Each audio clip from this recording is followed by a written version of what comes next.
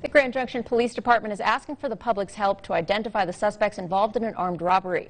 At about 1:35 a.m. on Saturday, July 27th, officers were called to the convenience store at the Shamrock gas station located at 599 29.5 Road on reports of an armed robbery.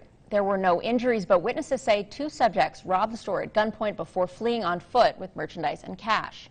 One of the subjects is described as a white male wearing a dark-colored hooded sweatshirt, a light-colored mask, and blue baggy jeans with designer back pockets rolled up into a cuff above black shoes.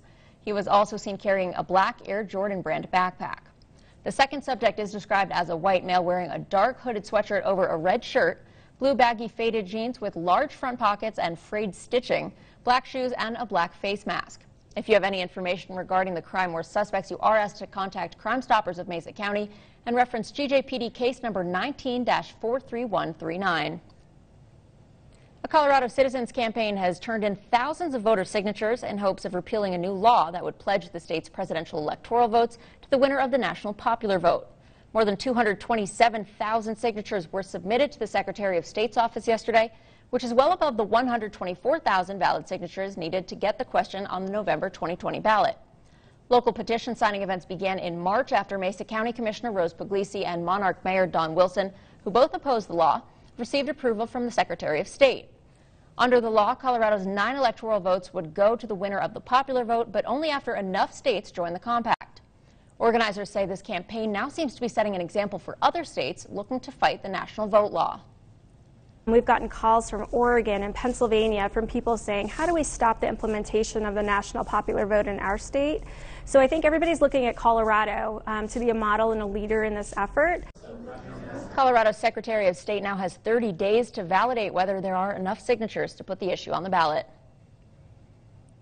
The Palisade Peach Festival will still be held August 15th through the 18th, despite some false rumors that seem to be circulating.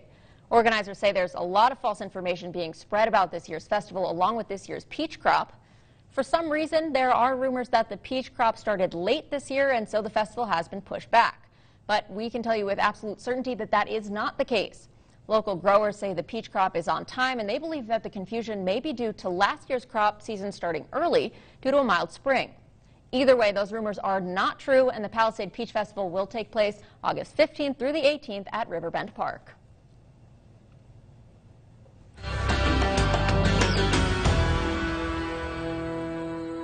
Changes to Colorado's oil and gas regulations are making their way into law. Regulators have approved the first set of rules under the new law, which prioritizes public health and the environment over industry profits. On Wednesday, the Colorado Oil and Gas Conservation Commission placed stricter requirements for forced pooling, a practice allowing an energy company to extract oil and gas owned by multiple parties and then distribute the profits. The commission also approved a provision that passes some decision-making to administrative law judges and hearing officers so the commissioners can focus on writing the remaining new rules. And those are expected to take more than a year to complete. And the Hall of Presidential Portraits inside our state capitol is finally complete. The gallery now includes a portrait of President Donald Trump 2.5 years after his inauguration. And as Karen Morfitt reports, people from both parties actually worked together to make that happen. 3, 2, 1.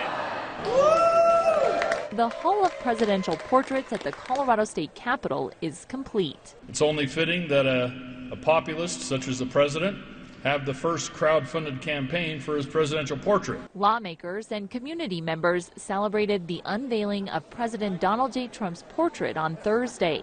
The space for our 45th president was empty for some time and went unnoticed until pranksters put a portrait of Russian President Vladimir Putin in its place. Former Senate President Kevin Grantham says with history, not politics in mind, he took it upon himself to raise the funds.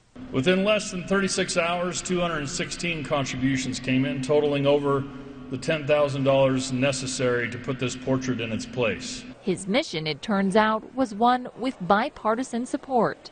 Among those contributing to the portrait's completion, former Democratic State Representative Dan Pabon.